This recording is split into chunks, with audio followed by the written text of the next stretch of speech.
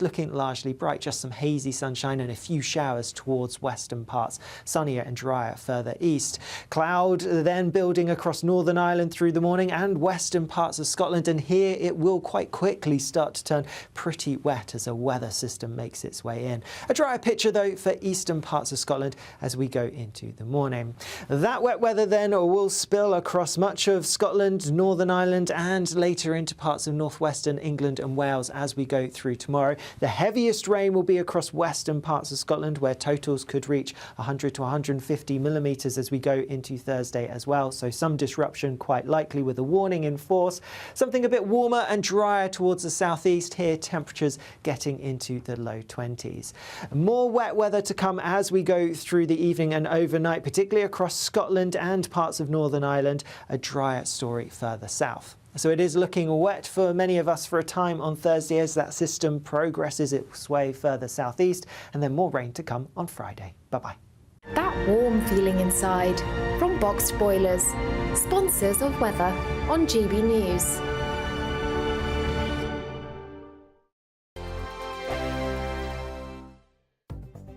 The latest GB News travel. Good afternoon, I'm Johnny Ranner. On the M1 in South Yorkshire, the inside lane is closed southbound from junction 33 to 32 towards the M18. A lorry's broken down in the roadworks, blocking off the inside lane. It's taking about half an hour in the queues, nearly back to the Tinsley Viaduct, just looking at the cameras. On Merseyside on the M57, the northbound entry slip stays closed to junction 23. You can't get off the motorway onto the East Lancashire Road for a second day after a lorry overturned in the early hours of yesterday morning. Emergency repairs continue. And in Leicestershire, the A444, that is closed just northeast of Haverton in Twycross and Wellsborough following an accident. The Kent stretch of the M25 really slow anti-clockwise after a car broke down just before the M26 is queuing back into Surrey to the M23. On the M5 in Devon, 2 lanes are shut northbound 31 to 30 near Exeter following a multi-vehicle collision. That's the latest. You can stay up to date throughout the day by visiting our website gbnews.com.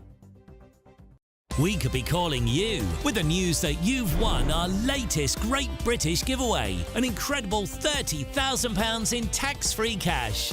Hi, I'm John from sunny North Yorkshire, and I've just won £20,000 in the GB News Great British giveaway. It didn't cost much to enter, but of course if you're not in, you can't win.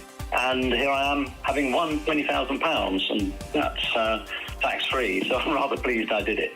For another chance to win £30,000 in tax-free cash, text cash to 63232. Text costs £2 plus one standard network rate message. You can enter online at gbnews.com/win. Entries cost £2. Or post your name and number to GB07 PO Box 8690 Derby DE1 9TT. UK only. Entrance must be 18 or over. Lines close at 5 p.m. on the 30th of August. Please check the closing time if listening or watching on demand. Good luck. I'm Christopher Hope. From pop stars to politicians, I'll interview anybody in a pub who's got a political opinion. Join me every Friday on Spotify, Apple Podcasts, YouTube or gbnews.com, or wherever you get your podcasts. This is GB News, the People's Channel. Every Saturday, 10 till 12, we'll bring you all of the news that you need to know. We'll also remind you that there is so much to smile about. It's my favourite time of the week. I get to relax, enjoy some light-hearted stories, and let Ellie teach me about fashion too. That's Saturday Morning Live, every Saturday, 10 till 12. Only on GB News, Britain's news channel. Join me, Nana Akwe, for an informative, interactive news programme with a difference. It's fun. It's true. You're not wrong. No one will be cancelled. Lovely. Join me from 3 p.m. every weekend, only on GB News, Britain's news channel.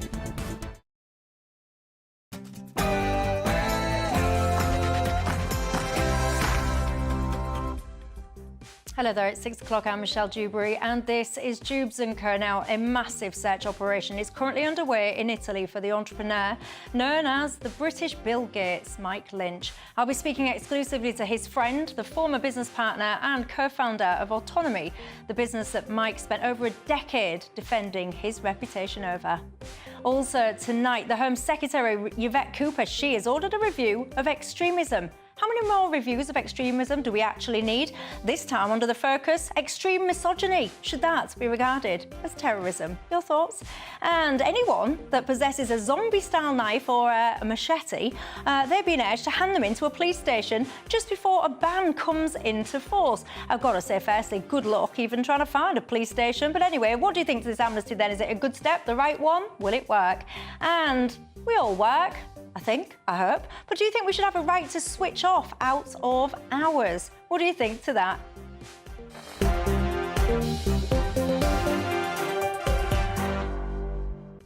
All that and more, but first, the 6 o'clock news.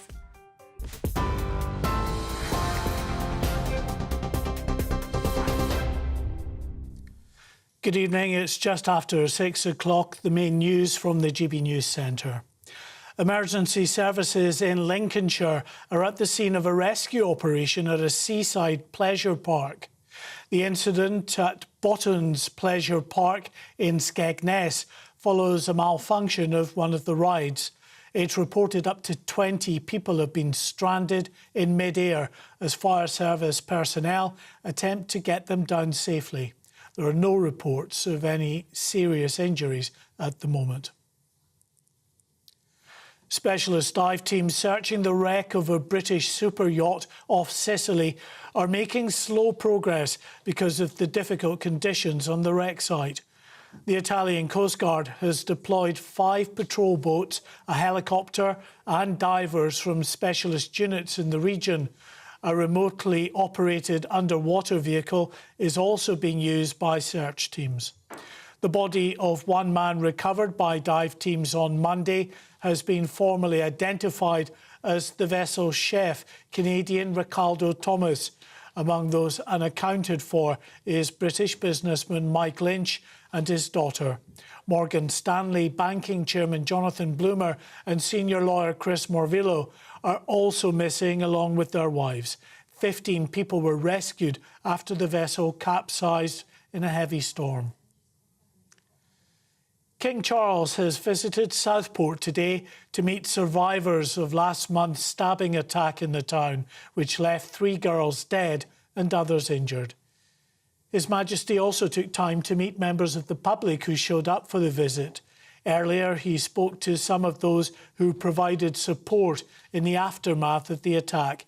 And he also thanked emergency service personnel who dealt with both the stabbings and the riots that followed. At least 10 Palestinians have been killed in an airstrike on a school in Gaza. Israel claims Hamas was using the school as a command centre. Meanwhile, the Israeli military says it's recovered the bodies of 6 hostages who were captured on the 7th of October attacks.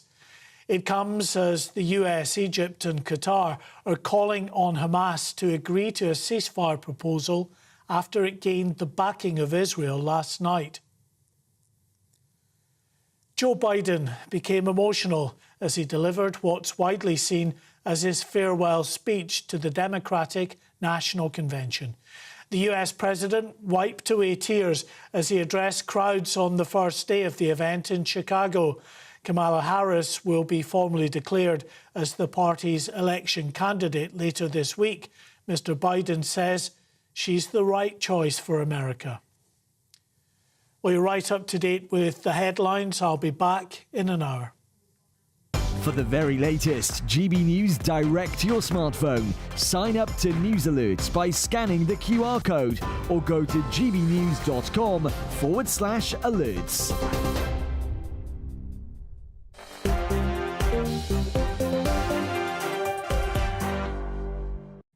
Thank you very much for that, Mark. I'm Michelle Dewberry. This is Dewbs and I'm with you until 7 o'clock tonight. Now, there's lots I want to discuss with you today. Yvette Cooper, she's ordered another review of extremism. What do you think to that? Misogyny, apparently, perhaps could be regarded as terrorism. Is that the right move or the right direction of travel? Also, knife amnesties for things like zombie knives, machetes. Will that work and fix some of the problems that we have in this country? So there's lots I want to talk to you about. But of course, one of the stories, if not the main story, that's dominated the news agenda today I mean, it's awful. As I speak, a serious search and rescue operation is underway in Italy. Of course, this is after a luxury yacht, a super yacht, seems to be caught up in some kind of freak weather event. I'm going to cross live now to GB News reporter Adam Cherry. He joins me from the site of that search in Sicily. Good evening to you, Adam. Good evening. So bring us up to speed with what's been happening. So I've been moving around throughout the area today, and there's an area, a small area on the port itself, which has been cordoned off and is being used exclusively by emergency services. And there's been a helicopter on there which has been circling the area for about every 30 to 45 minutes over the last couple of hours. On the waters itself, there are 5 ships. There's an underwater vessel, as you heard during the bulletins. And the problem they're having is that despite the fact that the boat is very close to the shore, it's relatively shallow, although about 50 meters or so. Because of the position of it, the hull has landed on the seabed, and the fact that the entire hull has remained almost entirely intact, it's very, very difficult to see inside the vessel, let alone to get in there. Now, obviously, we're now entering what is looking like the 3rd day of this rescue operation, and time is clearly of the essence. There was a statement released by the Italian fire brigade, fire service, earlier today saying, realistically, they feel like this is becoming a recovery mission rather than a rescue mission. Although there is some counter to that from engineers who say, given the size of this super yacht, it's possible there are air pockets big enough to sustain life for perhaps another day or so. So it's not as if hope has been extinguished yet, and 15 people have been rescued, albeit they were rescued almost immediately. 3 of them have now been discharged from hospital as well. So there is some good news here, but it's still a very, very tricky situation here. I've got to say, this has just been released very recently, some breaking news. In fact, that new CCTV footage has been released showing the so-called super yacht sinking, apparently, during a storm off the coast of Italy. I've got to say, this super yacht, estimated to be in the region of £30 million, 6 cabin, 12 passengers, 10 crew, apparently, is what it would normally have on. It's now thought to be marooned 164 feet below the surface. We've just been hearing about some of the complexities of that rescue operation. Divers have been struggling to spend more than 10 minutes when they're on their search. I've got to say, joining me live now in the studio is a friend of Mike Lynch, also the co-founder of the business Autonomy. We'll come on to discuss autonomy.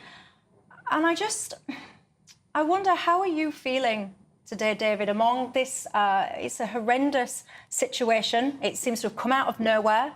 We just had the news that Mike was acquitted after spending over a decade of his life fighting for his reputation over those fraud charges relating to Autonomy, the company that you guys co-founded way back when. I mean, how's today been like for you? Awful. I mean, Mike is a very human man. He's probably the most resilient human being I've ever met in my life. I've never heard him tell a lie. I think he has an incisive personality. If anyone could still exist in these terrible physical circumstances, if there is an air pocket, he'd have found it. So let's just keep our fingers crossed, first of all. I don't want to talk about him in the past tense. No, absolutely not. And I think it is just, I mean, nobody knows what the future holds. Life can change literally on a sixpence. And I was listening to an interview that Mike gave very recently, actually, after he was acquitted. And the strength of his character was so clear then, because when it comes to federal criminal cases, I think acquittal happens in something like 0.5% of those cases. And I think that to think about the result that Mike got shows that strength of character that you've just been describing. So tell us about him. What is he like? He's one of the rarest beasts you'll ever find. He is a great scientist, he's a teacher, he's a good communicator, he's a businessman, and unlike most entrepreneurs, he can get the big idea right, but also manage everything. He has an intense, focused energy, and I think a real sense of equity. There are 3 or 4 entrepreneurs of our generation, Steve Jobs, Jeff Bezos, I wouldn't put Elon Musk in that category, who can do everything, and he can. And it's been an honour to work with him and know him the last 30 years. And have you spoke to his family? No, I have not been. The last time I spoke to him, we were swapping messages earlier on, last week, talking about meeting up at his place in Suffolk, talking about hearing aids. Yeah. We both suffered some hearing loss, and he was talking about maybe using AI to look at ways of accelerating the effectiveness of these devices. And the important thing here is that Autonomy was probably the first big artificial intelligence company on the planet, let alone in Britain. Yeah, I mean, tell us about that. So how did you guys come together? How did you form Autonomy? Well, what happened is I'm a technology entrepreneur who also was a writer, and I was involved in investment banking, but I loved the internet. So we started probably the country's first internet service provider. It's called Demon. Might use that. And we both had a passion for video games. And at the time, his venture capitalist was a company called Apex Partners, a very big British success story. And I said, look, I'm getting really obsessed with AI, and in particular, something called artificially intelligent autonomous agents, quite a mouthful. But these are little pieces of software that represent you and talk to each other on the internet. And we're just beginning now, 30 years later, to see these. And I said, I've got these ideas. And they said, well, you must come and meet Dr. Lynch. We've got a stake in his business. And we got drunk a few times and came up with something. And then we're both dog fans. And we came up with the idea. Bear in mind, there was no Google. This was pre-search engine. We invented a dog that ran around the internet and sniffed and barked every time it found something. And you know what? Within 6 or 7 years, the business was worth $10 billion. And I was very, very proud of that business and being involved in it. And I think, obviously, Autonomy, that's when many people, perhaps outside of the tech industry, would perhaps have become familiar with Mike's name because, of course, he then sold the business for $11 billion to HP. Within about a year or so, HP were then having to write down that investment by, I think, about 8-point-something billion pounds, and then lots of allegations then came about. And I think one of the kind of tragedies in what's been unfolding over the last kind of 48 hours or so is whenever we're reading this story, we're now hearing all about these allegations. And what happened to Mike was actually really quite staggering and incredibly scary. He was extradited, of course, to the US. He describes being put in chains. I mean, it's really quite unfathomable. House arrest for a long time. All of this went on for over a decade. How was he during that time? Well, I kept in touch and offered support. I hadn't been involved in Autonomy since the late 90s, but I can tell you this. We live in the time on the planet at the moment, we've got massive, massive changes going on in technology, and I don't think the institutions that govern countries are keeping up with this. So, in a way, the really dangerous part of modern society is when government and big business and the law become intertwined so you can't tell where one starts and the other begins. So in Britain, we have the post office scandal and all those hundreds of postmasters. I mean, it's terrible. Mike Lynch was a billionaire. He's a billionaire with the most extraordinary intellect and with the most extraordinary resilience. He dug down, and undoubtedly he would have been in prison if it weren't for his wealth, his intelligence, his commitment. But who wants to lose 10 or 12 years of your life doing that? But he did that. And I think that is a lesson that we have to learn now on both sides of the Atlantic. When business gets into government and owns the law, we're all of us vulnerable. All of us. Yeah, and this is something that Mike was actually speaking out quite passionately about very recently after he was acquitted.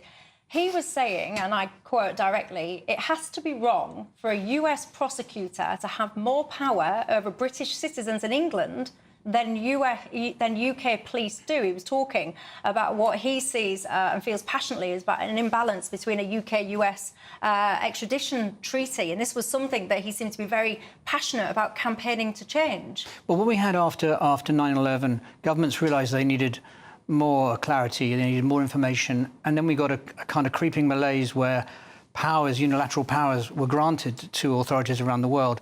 And the extradition treaty, which quite properly allowed the US to extradite potential terrorists from the UK, was meant to be a reciprocal two-way agreement. But the Senate, well, no, this is a breach of our human rights. So we have this one-way extradition treaty. And, you know, as long as a US court can actually get a grand jury approval, which is really easy, they can command an extradition. And in the States, you know, if you have charges against you, federal charges against you, basically it's game over. Unless you've got hundreds of millions of dollars, there's a less than 1% acquittal rate because they want everybody to enter a plea bargain. So there's a lot of injustice in the world. There always has been. But Mike stands, to me, as a champion of free will and really should be celebrating his country as a leading entrepreneur and as a freedom fighter in a way. I know that's a little dramatic, but to me, he's a hero.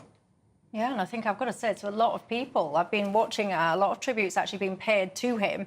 There's a lot of people, former colleagues, former business partners, because he is incredibly innovative, from what I understand him to be. And when he was interviewed very recently and he was asked, well, what's next for you? Innovate. To continue innovating. So he, despite everything he'd gone through, he hadn't lost that spirit to keep on creating, doing the things that entrepreneurs like yourself, it makes you tick, I imagine. Yes, but I mean, he's exceptional because there is no intellectual weakness to the man. His character is strong. His focus is laser-like. But right now, we have to have our economic sovereignty back. We should be encouraging and celebrating our entrepreneurs. That is what's going to drag us out of our current malaise. And do you think we do enough? Because in America, there's this whole kind of sense that, you know, business and success and wealth and all the rest of it, it's celebrated, it's admired.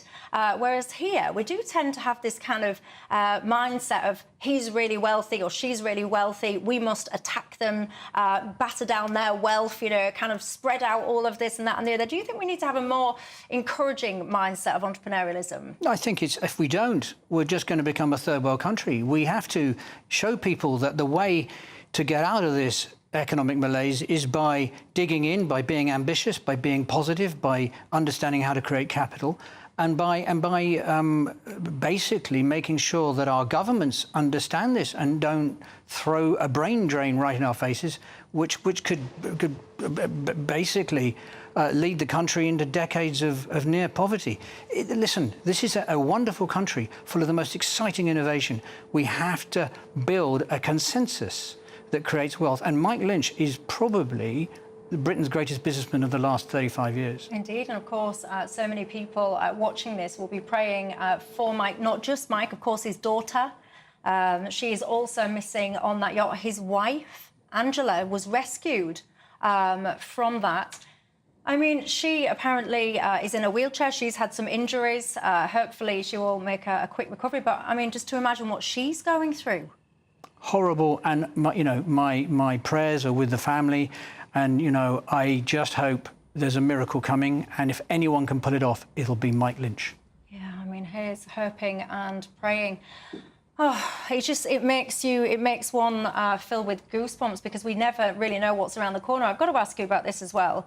Someone else, Stephen Chamberlain, he was a co-defendant who was also acquitted in the trial that concluded in June.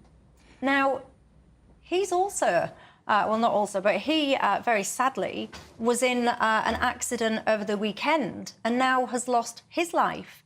There's a lot of people and a lot of speculation. I'm not really, I don't want to go down paths of conspiracy and all the rest of it, but a lot of people are pointing out that this is very peculiar, that these two men, both of them acquitted, have now, one's confirmed to have lost their life and another one is feared to. What do you think to that? Well, let's look at the facts. On Saturday night, there were two co-defendants that Autonomy had at this point. They both were acquitted, and they both had, let's hope it's not a fatal accident, but they've both essentially been eliminated within 24 hours. Now, that is a ghastly coincidence, and I think we should let the facts emerge, but it's an extraordinary coincidence. Yeah, and let me ask you this as well. When Mike was acquitted, you said that Priti Patel should essentially hang her head in shame, I think. I think we have to defend our business people. I think we have to defend the rights and the sovereignty. I think it was pretty clear. Look, Autonomy, again, I wasn't involved in the last 12, 13 years of the business, but, you know, Mike will tell you it made, in the year that Hewlett-Packard wrote this company down and accused him of mis-selling the business.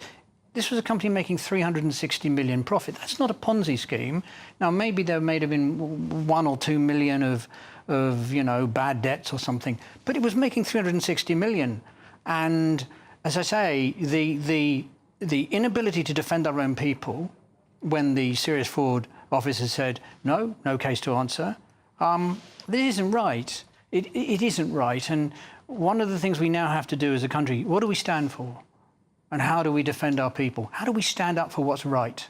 Because this nation is brilliant, but to do that, we need to understand the rule of law and how it applies to our own population. Indeed, and I will, if you are just joining us, I will just replay that CCTV footage. You can see there the so-called Superyacht apparently sinking during what many are calling a freak weather event off the coast of Italy. Now, Italian rescuers, David, they're saying essentially this is it's a rescue, you know, it's a search, and they don't really seem to hold out much hope. Another expert apparently says that the next 24 hours are critical, and that hopefully your friend and colleague and everyone else that's trapped in that yacht might have found air pockets. And I do just want to finish again, just final words about Mike. How will he, if he is fortunate enough, we know he's a fighter, we know he's come through horrendous situations so far in his life and he's come out triumphant. Let's all hope that this is the case now. You know, he's a strong man, from what you say. So how will he be trying to kind of, I mean, how does one even operate in this environment to try and keep positive? Well, I mean, if there's any chance of him surviving this, he has the strength to do this. And I hope that we aren't talking the past tense. He is a remarkable man, and if you've had the blessing and the honour to have worked with him or known him, he's a force of nature and somebody who I think will become a business and intellectual and scientific legend in the decades to come. Well, here's hoping so. GB News, all of us, our thoughts are with Mike. Of course, there's 6 people, including Mike, currently trapped. Very intense rescue operation underway in Italy as we speak. Of course, we'll all be praying for a successful, safe outcome. David Tabizel, thoughts with you, all of his friends, and, of course, all of Mike Lynch's family. Thank you very much for your time. OK, I mean, as I've just been saying there to David Tabizel, none of us know what tomorrow may bring. We ultimately only have today. Coming up after the break, there's lots I want to talk to you about. I'll be joined by my panel to do so. Sunday with Michael Portillo from 11, only on GB News. A new 9-storey high mural celebrating Jewish life in Britain's capital has been unveiled in Finchley Road.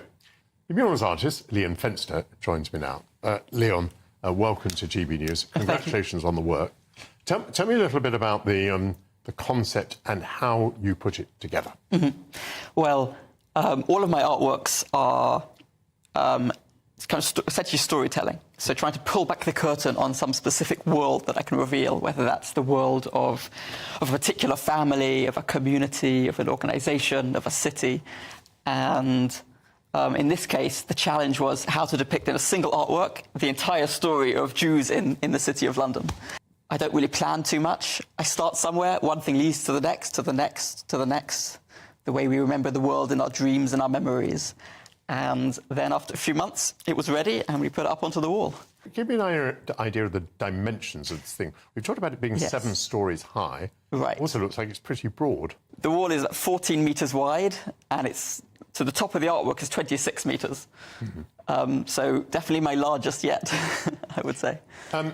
I didn't know Benjamin Disraeli had a bar mitzvah. He did not. He made a point of not having one. These artworks, there's this kind of mischievous sense of humour.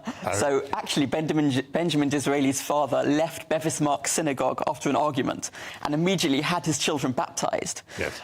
Just a couple of months before Benjamin Disraeli's bar mitzvah would have been. So I'm sort of slightly cheekily imagining him finally getting to have the bar mitzvah he never had. He might not be too happy about this, to be honest. Because after all, Benjamin Disraeli would not have been Prime Minister in that era. Quite. He'd been willing to attest to the Church of England. That's right, absolutely. So that's why there's something slightly cheeky about it. Exactly. GB News, the People's Channel. Join me, Neil Oliver, every Sunday night at 6 p.m. on GB News. And if an hour is not nearly enough for you, go to gbnews.com for special extended episodes online every Friday at 9 p.m, where we can truly get into the nitty-gritty of what's going on. GB News, Britain's news channel.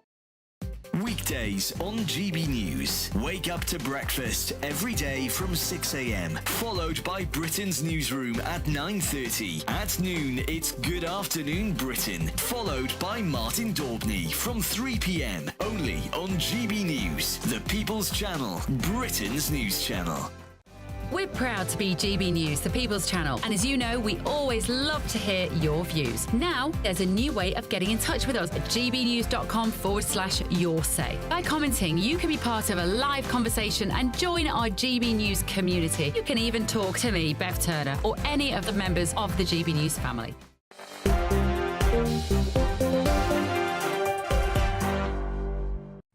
Hello there, Michelle Dewberry with you till 7 o'clock. Tonight, alongside me is my panel, the former chairman of the Conservative Party, Sir Jake Berry, and the former Labour MP, Steve McCabe. Good evening. Welcome to both of you. It's nice to have you this evening. You know the drill as well. It's not about us three, it's about you at home. Get in touch all the usual ways. You know them by now. Look, a simple question. How many more reviews and all the rest of it about extremism do we need in this country? Your thoughts? Have any of them, essentially, been very effective in the past? Well, now there's going to be another review conducted, this time considering things like whether or not extreme misogyny should be treated as terrorism. Of course, this would be the first time for that to be so. Let's just cut straight to the chase on this. Is this what we need, another review? And is it kind of going in the right direction? Your thoughts, Jake? So, absolutely not. You know, reviews are an excuse for governments to do nothing. I've been involved in enough government reviews in my time to know that it's actually an alternative to actually doing something. And is it going in the right direction? I'm really uncomfortable, Michelle, about this stretching of terrorism legislation. In fact, in your last bit, you were talking about it. The terrorism legislation brought in after 9/11 is what saw this poor man who's missing from his yacht dragged over to the USA. I'm concerned about it. What we're now doing is just stretching it to say not only is it doing acts of terror, doing appalling things, which we all want to see stopped, it's also thinking things, saying things, believing in misogyny. As appalling as that, that belief system is, it's not one I subscribe to. I don't think it's the same as an act of terrorism. I think it's lazy government. I think it's using these things to ensure that the police have enough powers to deal with it. But we should be honest, if the police don't have the powers to deal with misogyny, give them more powers to do that. Do not call it terrorism, because I don't think it's the same thing. Steve? Well, it's actually quite a long time since the Prevent Terrorism strategy was examined and looked at, and I think there is a perfectly valid reason. A lot has changed since the last time, so I think there is a valid reason for saying, have we got this right? I was talking to quite a senior police officer not that long ago who told me we'd be shocked if we knew the ages of some of the young people they were looking at the moment. So I think there is a perfectly valid argument for looking for youngsters who are in danger of being radicalised and becoming extremists. These are the future people who will plant the bombs and who will create the terrorism. So I think there is an argument for trying to make sure that the people that we're looking at, we've got the right people and the right approach. In terms of extreme misogynists, well, I mean, if your object is that you hate any woman or a particular woman so much that what you want to do is set out to plan, to murder, to torture, to terrorise her, then you should be treated in much the same way as we would any other extremist. But that's already a crime. It's already a crime to plan to kill someone. I don't think anyone suggested that it should be a new crime. It's a crime. I think the comment was that it should be looked at in the same way, not that it should be a new crime. I've got to say, you say that it's already a crime, this whole violence against women and girls. Domestic violence is a cancer on society. It has been for a very long time. The number of women that are killed each week by current or former partners is eye-watering. But do you think it's ever been taken as seriously as it should? Because it's all well and good saying, oh, yeah, it's a crime, it's always been a crime. It seems that you can't go a week in this country without listening to a story about a woman being murdered in some horrific way by some fella. Well, in fact, no, it hasn't been treated as seriously as it should. It should be treated much more seriously. The point I would make is I don't think you need a review, because you say quite correctly this should be treated much more seriously. We see all these appalling stories. I don't think you need a review within government, which will take several years potentially, and then you'll have to pass the legislation, which probably shall another couple of years, to start taking violence against women seriously. I think when you've had a general election, the Labour Party's come in with a massive majority. It's about leadership. They could come in and say, like you've just said, Michelle, they should be treated much more seriously. We will pass new laws to ensure that the police have the powers to do it. I go back to the point that it is a crime. Maybe we need new laws so it's dealt with more severely. I don't think that's the same as designating it terrorism. I think that is lazy. If you are concerned that this is not treated importantly enough by the police, give them more power, give them more resources, make sure they prioritise it. You don't need a review to do that. You can do that tomorrow. I think you've missed the point, Jake. It's not about designating it as terrorism. It's saying as if it is comparable with terrorism in the way they plan, execute and try to transact this horrendous offence, then it should be treated in much the same way. That surely is true. But in that case, the powers already exist to deal with it. Well, no one's saying that the law needs to change. Were arrested. What we're saying is we need to find out why it's not been dealt with seriously. Yeah. But people were arrested during COVID under anti-terrorism powers because they breached things like lockdown. I just concerned in this country that we seem to be stretching these the most extensive laws that the police have, quite correctly, to deal with any issue are covered in the Terrorism Act. If you start stretching that act to cover things like breaching lockdowns, misogyny, you're effectively, you're not having an honest debate. Well, it's your government that passed the emergency powers. Yeah, but you're not having an honest debate. You're not saying we have a problem against violence with women in this country. We need to do something about it. Well, respond to his point he's just made then. He's saying it was your government that passed all of those. You passed all those emergency powers. I was quite glad to be on the team, be a rebel on many of the COVID lockdown and COVID. I thought most of them were completely unnecessary. That's why I didn't vote for many of them. There was also talk about, when we talk about extremism, to start trying to charge some of these rioters under terrorism offences as well. What would your thoughts be on that? Well, if the terrorism offence fits, then why not? I mean, rioting is a pretty serious criminal offence. It's a deliberate act to subvert the normal rule of law, and it is designed to create mayhem in the country. Is it an act of terrorism? I mean, I said if it fits the terrorism legislation, so why not? Like me. There isn't a single person that has been charged under after the recent rioting who hasn't been charged under existing legislation. So we have the legislation to deal with these people. If it extends to terrorism, and I guess the circumstance would be if you were deliberately organising and perpetuating the rioting and enticing others to take part in it for a specific purpose, then that probably would fall within terrorism legislation, wouldn't it? Well, you, like me, have been, unfortunately, I think we were there in the House of Commons together when there was the appalling terrorism attack on Parliament. I guess you were there that day. To me, that sort of, lone wolf actor coming in, shooting police officers, in that case, a radical Islamic terrorist. To me, that is terrorism. I just think, lots of reviewers, Michelle, might disagree with me, but, I don't think it's quite the same thing as, being a misogynist online and saying to people that, women are a lesser human being. It's a view, it's an appalling set of views. I just don't think it's quite the same thing as the terrorism attack that you and I were sadly the victims of. Someone who organises and provides materials and information to specific individuals so that they will carry out an act designed to harm and damage and kill people is guilty of a terrorist offence. Surely that's I don't disagree with you. I'm just not sure saying misogyny or, should be covered by terrorism law. I don't think anyone's calling misogyny terrorism. What we're saying is where they act in exactly the same way that could be compared to the actions of a terrorist, it should be treated seriously as that, and it should be dealt with appropriately,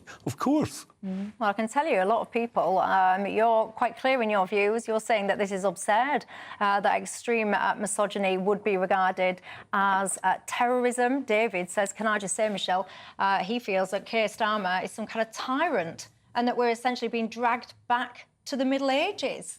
What do you think to that? Well, I think after 49 days, it's a bit rich to call anyone a tyrant. But I think that is an example of people not understanding what's being proposed. I think that is an example of how easy it is to dismiss the vile attacks on women by pretending that people who are trying to do something about it are trying to equate it wholly with terrorism. I think that's a total misunderstanding.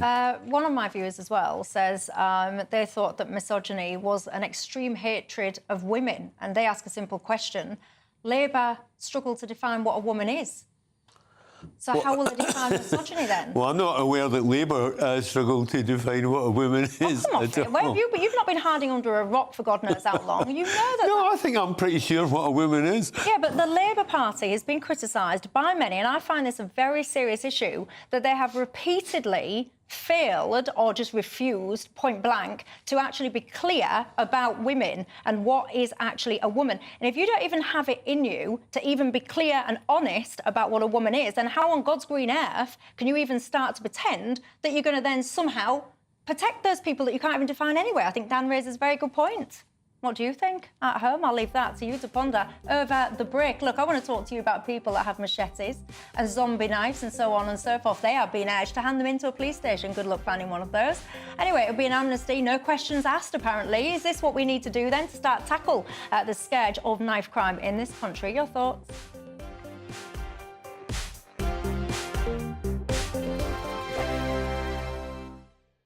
Good evening. Here's your GB News weather update from the Met Office.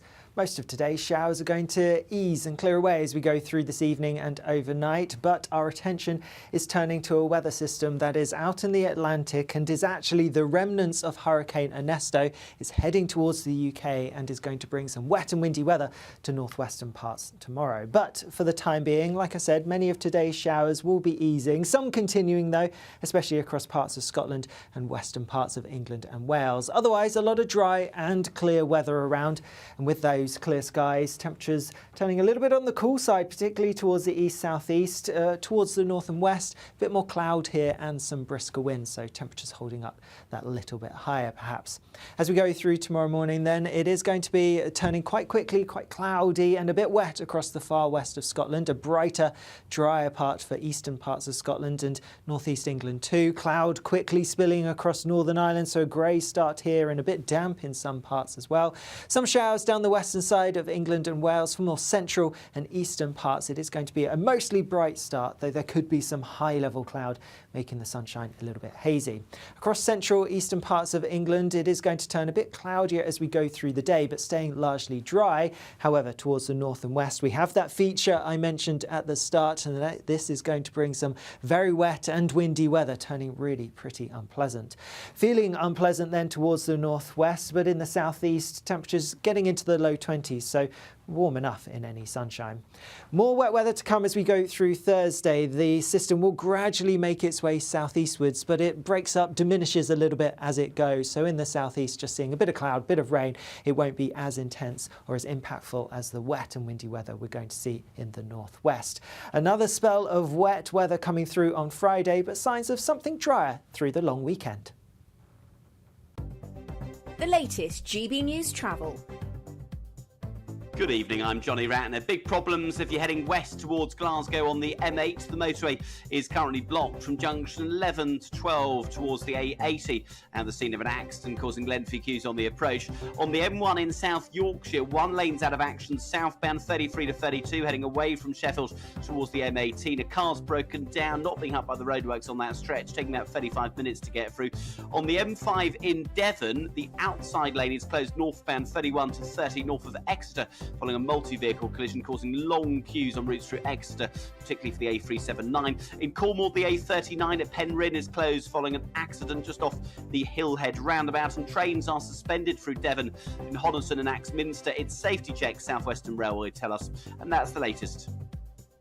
You can stay up to date throughout the day by visiting our website, gbnews.com.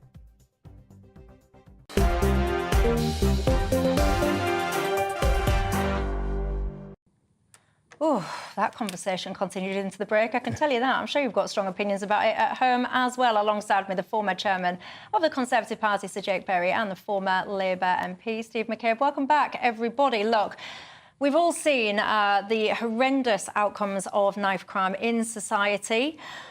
I just want to cut to the chase on this one. Now we've got this amnesty where anyone can wander into a police station. You can hand over your zombie knives and your machetes, no questions asked. This is, of course, ahead of a ban that will start taking place on September the 24th. I've got to say, I find it pretty pathetic, Jake, that all of these zombie knives and machetes haven't been banned on British streets already. Why not? Well, I mean, the last government had several attempts to do it, and the challenge is that you put something in law which says that a blade over a certain length or a hilt a certain length, or they're not allowed to have statements written on them, and then the manufacturers change sort of one wash on it almost, and then suddenly they're not covered by it. So there were several attempts to do it. They all failed. I really hope now that this latest attempt will succeed. But looking at the issue itself, my view about this knife amnesty is a good idea, because any knife off the street has got to be good for keeping our young people and people safe in this country. Steve? Well, I'm in favour of amnesties as well. There's a long tradition of them in this country. I remember the late singer Frankie Vaughan being responsible for one with the Glasgow gangs back in the late 60s. So there's a strong tradition for it. They're useful as a starting point, but they're not enough in themselves. And that's the point. They will flush out some material that's lying around, as Jake says. They'll get some of it off the street. But we should take a much tougher line on the people who are selling these things, particularly the online sales. Anyone who's selling this stuff, we should take a much tougher line. And anyone who's caught in possession after the deadline, you know, whatever our concerns about sending people to prison, we should make it clear there is going to be a penalty for carrying weapons But what's like that that. penalty going to be? Because everyone with a brain cell knows that we've barely got any prison spaces at the moment. We're having the situations already where we're keeping people in cells in police stations, putting people out on bail. So when you're talking tough and people will be going, yeah, well done, tough, let's get them all in prison, there ain't no prison spaces for them. No, I mean, acknowledging that we have a problem with prison, but what I'm saying is if you want a strategy to deal with people carrying weapons, then amnesty is one thing. Yeah. The sale is another, but there has to be a penalty for people who carry them, and there has to be a process of building sufficient prison capacity. As I said earlier, Labour's had 49 days, the previous lot had 14 years. Well, we did build 2 brand new prisons which were open, and another one that's opening within the next couple of years. But actually, you know, if we want to get knives off the street, we need to be serious and use stop and search powers. Now, Keir Starmer has consistently resisted the expansion in his time as Prime Minister, only 49 days, I accept that, the expansion of stop and search powers. Why? Well, you'd have to ask Keir Starmer, but he might come on and explain. Well, because I think it's naturally something that the Labour Party has historically been against, because it has been abused in some cases. But the truth is, if you want to get knives off the streets, you have to stop and search, and you have to target it. There are a certain demographic of people, basically young men, in certain parts of cities, and you need to target it at those demographics, the young hold on, men. let's cut to the chase, because what you're and stop basically and saying search is them. it disproportionately affects young black men. That's Yes. that's the point that we're trying to. And that, I think dance around. it's that concern that has stopped Keir Starmer. He was pressed to do it during these riots, from expanding the use of stop and search by police, and Sadiq Khan's been quite resistant against it as well. And I tell you, the other thing is, when we pass legislation, we need to make sure it's enforced. So one of the things that we did pass in my time in government is, if you buy a bladed item, from a pair of scissors to, I don't know, a knife, you have to be over the age of 18. If you buy it online, you have to produce ID when it's delivered to your house. Now, I knew this. I bought a pruning knife to use in the garden. And it said quite clearly on the email, when this is delivered, you need to come with your driving licence or passport. My 7-year-old son answered the front door, and the package was handed over to him. It's all very odd. What do you think to this? Is this amnesty going to work? Do you even check your children's or grandchildren's bedrooms? Because where do these kids even keep these things? Some of them are like this long. Do you check? Tell me your thoughts. See you in 2.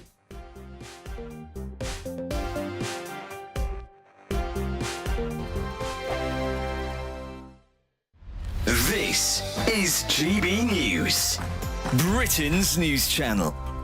Esther, can we talk about Andy Murray? Because Andy Murray has retired, which is great news. And in the papers today, his lovely wife, Kim, said, this is good, I'm glad he's retired, because he can do some childcare now and a bit of housework.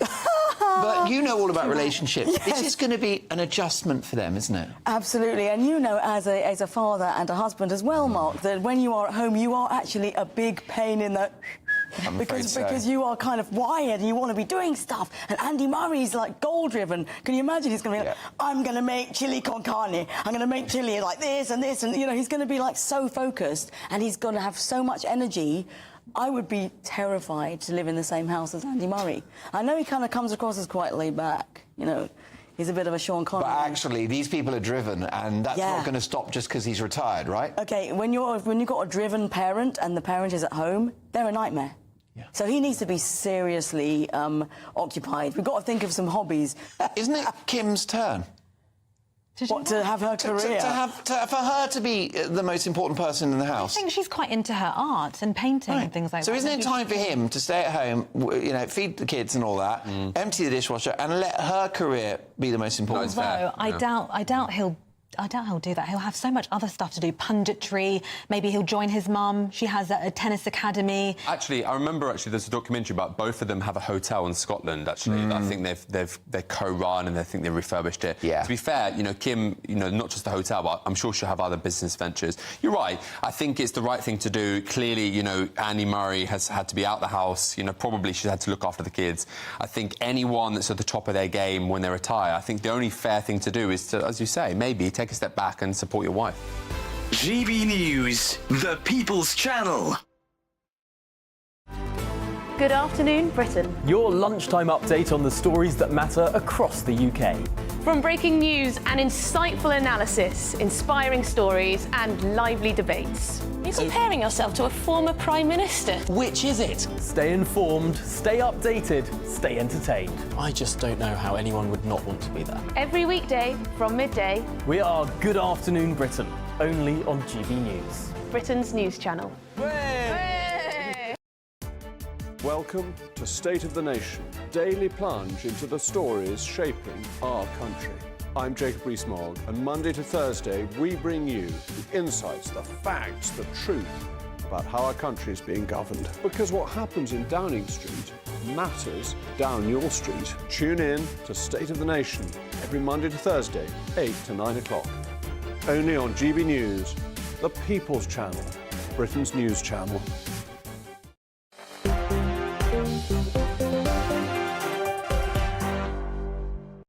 Hi Hi there, Michelle Dewberry with you till 7. Jake Berry and Steve McCabe alongside me. Welcome back, everybody. Many of you getting in touch on Twitter saying, Michelle, we've had loads of knife amnesties in the past. You guys saying essentially they don't work. One of my viewers says what we need is mass stop and search and automatic prison sentences for possession without the right to parole. Yes, answer my question then. Where are these prison places that you're going to put all these in? Because everyone seems to be at risk of going to prison these days if you tweet something that you shouldn't. So, yes, I'm not against what you're suggesting, but where are these prison places? If you know the answer to that, please do get in touch and enlighten me. Thank you very much. Let's talk then, shall we, about productivity in this country. There's a lot of conversation now about having the right to switch off, i.e. so when you finish your work, your boss essentially won't be able to keep messaging you after hours. Also, back in the radar as well is working from home, particularly when it comes to things like the civil service. Jake Berry, where are you on these issues? Well, I think everyone should get back to work. I mean, COVID, this was brought in as an emergency measure in 2020 for health reasons to keep people apart from each other. That was 4 years ago. If you work in Aldi or Asda or any of these other businesses where you have to go to work, why should you go to work to pay taxes, to pay people out of the public purse to not go into the office? And actually not going into work, I think, is bad for workplace. You don't get that camaraderie, you don't get that shared learning. It's particularly bad for young people who are at the start of their career, who don't work out how to be in an office environment. And also for young people, they often don't have anywhere to go. They might be in a shared house, they have nowhere to work. The last government said, we expect you to come into the office 3 days a week. As soon as the Labour Party came in, they got rid of that, they watered it down, and we're now going to have a situation where civil servants paid by the taxpayer, mainly working in Whitehall, are not going to have to come to the office. And I don't think that's right. I don't want to pay my taxes to pay someone to sit at home and work. Steve? Well, first of all, I think you should have the right to switch off. You're only paid for so many hours a week, and I don't think it's unreasonable to think you have some free time to yourself after you've worked your hours. I'm not sure Jake is entirely right about the civil service contracts. My understanding is that some of these contracts were issued post-COVID and, in fact, have a clause in them that allow working from home, and it's actually much more difficult to alter some of them than Jake supposes. So I think there is a problem with what he's just said. But look, the truth is the genie's out of the bottle. If you honestly think you're going to stop home working now, you're kidding yourself. Right, well, the reality is, if the job permits it, then you're going to have to negotiate it. Let me answer the charge you just put to me. So they allow flexible working. They expect you to be in the office 60% of the time, i.e. 3 days a week. And what we've seen from the Labour Party, and Keir Starmer's doubled down on it today, look, we don't expect you to be in the office 3 days a week. If we are paying people's wages, whether it's in a local authority, the driving licence agency, the passport agency, I think there's a reasonable expectation as an ordinary taxpaying member of the public that when you phone them, they're in the office and they take the call. They're working normal office hours. Don't you think the reasonable expectation is they've got access to the information you're seeking and they're able to provide it, whether that's from an office or whether it's from their front room? You speak to anyone who's tried to get in touch with them recently. You can't get hold of these people. The other thing is, of course, one of the things the last government did was cut down the amount of office space, so we employ more civil servants than we have office space for. And there's far too many of those as well. We need to get rid of some of those. We need to get rid of some of them. I disagree with you, by the way, on this legal right to switch off. I think it's fair enough if you're entry level in your career or whatever, but if you're someone that's in senior management in an organisation, you're getting paid the big bucks, you know what? Unfortunately, whether you like it or not, I think you do take your work home with you. I think if you want to progress and get on in the world, I think that you shouldn't be turning around to your boss and going, oh, mate, it's 4 minutes past 5. Don't contact me until Monday morning. Yeah, well, if you're a senior manager, you're in a position to make that choice. But if you're a much poorer paid administrator, you're entitled to work for the hours you're paid. Surely. If you give people the right to switch off and they exercise it and they sit next to someone at work and that person gets promoted and they don't, I can tell you they'll stop switching off. Well, Marshall will be getting switched off in a minute. You said that you're saying we should work for nothing. Look, let me bring some of my viewers in before we say good night. Vicky says, Michelle, please can everyone remember that knife crime is performed by the perpetrator, not the knife itself. Russell says the only way you're ever going to stop knife crime is national service. Oh, that was Rishi Sunak's idea. Do you remember that one? It didn't go down well. Again, Georgie said this is stupid, banning zombie knives, because ultimately a kitchen knife can be just as lethal. Nicole says, I am hopeful that this amnesty would work. Labour are finally going to be tough on crime, and that is what she thinks that the country needs. That conversation about misogyny and how it's going to be applied when people can't even define what a woman is has got many of you talking about that. Don't get me started again. Look, that's all I've got time for. Thank you to my panel. Thank you to each and every one of you at home. Have a fantastic night. I'll see you tomorrow. Night-night. A brighter outlook with Box Solar, sponsors of weather on GB News. Good evening. Here's your GB News weather update from the Met Office. Most of today's showers are going to ease and clear away as we go through this evening and overnight, but our attention is turning to a weather system that is out in the Atlantic and is actually the remnants of Hurricane Ernesto. It's heading towards the UK and is going to bring some wet and windy weather to northwestern parts tomorrow. But for the time being, like I said, many of today's showers will be easing, some continuing though, especially across parts of Scotland and western parts of England and Wales. Otherwise, a lot of dry and clear weather around, and with those clear skies, temperatures turning a little bit on the cool side, particularly towards the east-southeast, towards the north and west, a bit more cloud here and some brisker winds, so temperatures holding up that little bit higher perhaps. As we go through tomorrow morning then, it is going to be turning quite quickly, quite cloudy and a bit wet across the far west of Scotland, a brighter, drier part for eastern parts of Scotland and northeast England too. Cloud quickly spilling across Northern Ireland, so a grey start here and a bit damp in some parts as well. Some showers down the western side of England and Wales. For more central and eastern parts, it is going to be a mostly bright start, though there could be some high-level cloud making the sunshine a little bit hazy. Across central eastern parts of England, it is going to turn a bit cloudier as we go through the day, but staying largely dry. However, towards the north and west, we have that feature I mentioned at the start, and this is going to bring some